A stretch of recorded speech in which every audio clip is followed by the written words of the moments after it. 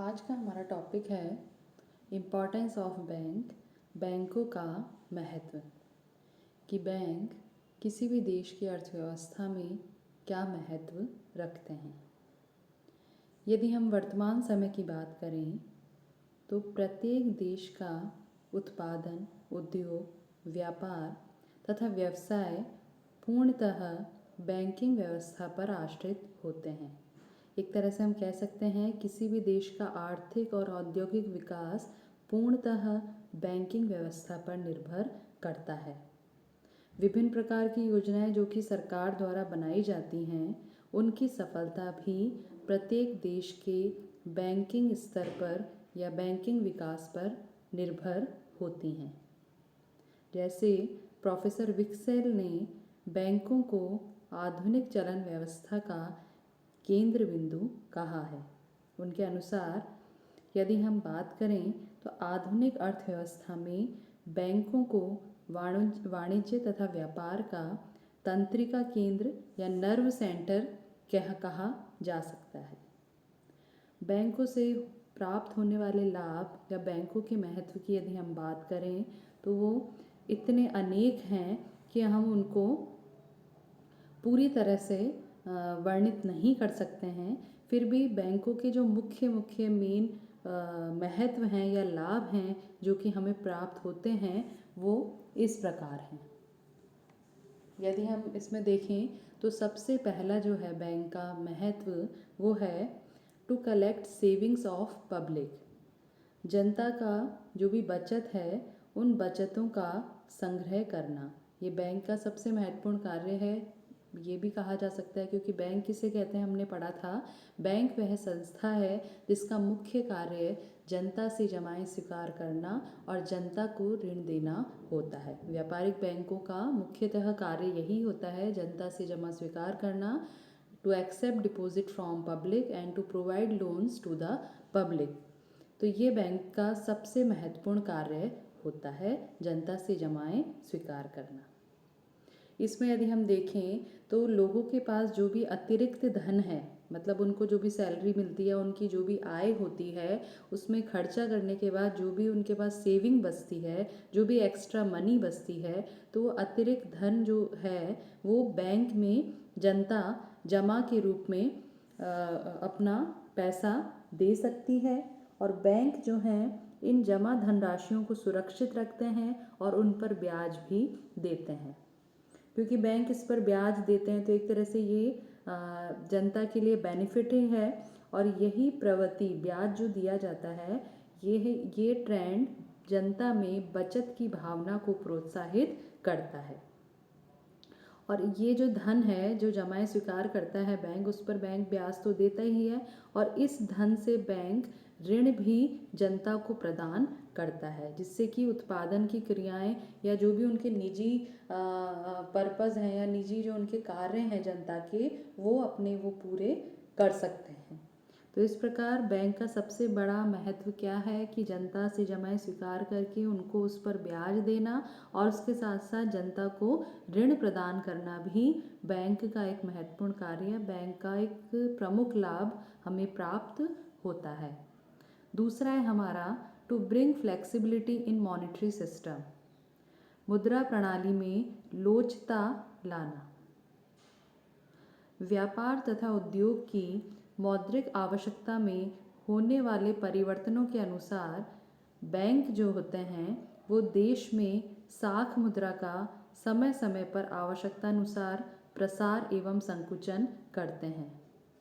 मतलब एक तरह से हम कह सकते हैं कि मुद्रा प्रणाली में लोचता, मतलब कभी हमें अधिक मुद्रा चाहिए विकास के लिए और कभी अधिक मुद्रा के कारण जो प्राइस बढ़ जाते हैं या मुद्रा प्रसार की जो कंडीशन हो जाती है उसको दूर करने के लिए हमें मुद्रा की मात्रा को कम करना होता है, मतलब हमें मुद्रा संकुचन को अपनाना होता है। तो ये देश की आवश्यकता के अनुसार मुद्रा प्रसार है या मुद्रा संकुचन है, हमें मुद्रा का विस्तार करना है या मुद्रा की मात्रा को कम करना है, तो इन सब कार्यों में बैंक ही सहायता करते हैं और बैंक ही इस मुद्रा प्रणाली में लोचता, मतलब उसमें कम ज़्यादा जो भी हमें करना है, ये लोचता मुद्रा प्रणाली में बैंकों द्वारा ही संभव होती है। इसके बाद है हमारा to help in money remittance. Remittance मतलब प्रेषण, मुद्रा के प्रेषण में सहायक, मतलब मुद्रा को एक स्थान से दूसरे स्थान पर भेजने का कार्य जो है वो भी बैंकों के द्वारा ही किया जाता है। मतलब हम कह सकते हैं कि बैंकों की सहायता से ही हम मुद्रा को एक स्थान से दूसरे स्थान पर, मतलब एक व्यक्ति के अकाउंट से दूसरे व्यक्ति के अकाउंट में बहुत थोड़े से नॉमिनल चार्जेस से सुरक्षित पहुंचा सकते हैं। तो ये मुद्रा के प्रेषण में या धन के रेमिटेंस में, धन को एक स्थान से दूसरे स्थान पर भेजने में भी बैंक ही महत्वपूर्ण भूमिका निभाते हैं। इसके बाद है हमारा to encourage banking habit in public, जनता में बैंकिंग की आदत को प्रोत्साहित करना। ये भी कार्य बैंकों द्वारा ही किया जाता है, क्योंकि बैंक जो होते हैं बैंकों के संपर्क में आने से लोगों में बैंकिंग की आदत उत्पन्न होती है। मतलब बैंकिंग आदत क्या है, बैंकिंग हैबिट क्या है कि जमा ज़्यादा से ज़्यादा करना, या हम कह सकते हैं मनी जो उन्होंने डिपॉजिट की है उसको बार बार नहीं निकालना। यदि वो आपको निकालना भी है तो प्रोडक्टिव कार्यों के लिए ही अपने धन को काम में लेना, वो होती है बैंकिंग हैबिट। कि अपने पास जो भी एक्स्ट्रा मनी है उसको हम बैंक में जमा करें और जब हमें उसकी ज़रूरत है तभी हम उसको विड्रॉ करें। मतलब उसको हम एक तरह से बैंक में रखें, उसको हम अपने पास घर में ना रखें, वो है हमारी बैंकिंग हैबिट। और इसके साथ ही बैंक द्वारा जितनी भी सुविधाएं दी जाती हैं, जैसे चेक की सुविधा, डेबिट कार्ड, क्रेडिट कार्ड, या विभिन्न प्रकार की जो बैंकिंग सुविधाएं हैं उनको भी काम में लेना, वो भी बैंकिंग हैबिट कहलाता है। तो ये बैंकिंग की आदत जो है, मनी को सेविंग करना, बैंक में जमा कराना, बैंक द्वारा धन निकालने पर उसको प्रोडक्टिव कार्यों में यूज़ करना, तो ये सभी बैंकिंग की आदत भी बैंकों द्वारा ही प्रोत्साहित की जाती है।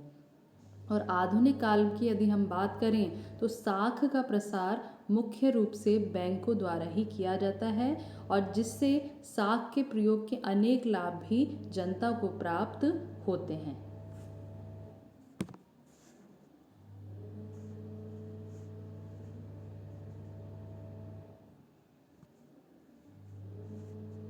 इसके बाद है हमारा to provide safety to money.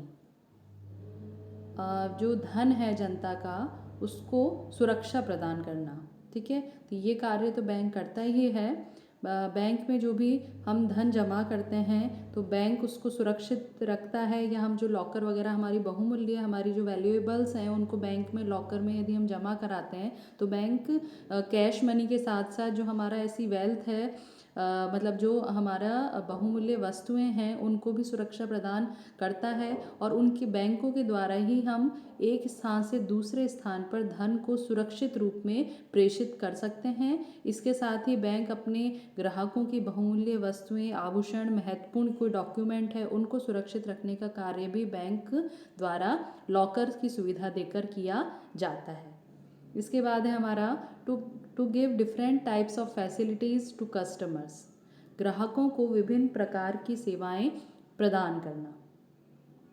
Bank अपने ग्राहकों के लिए अनेक प्रकार के कार्य करता है जो कि एजेंसी संबंधी कार्य के अंतर्गत आते हैं।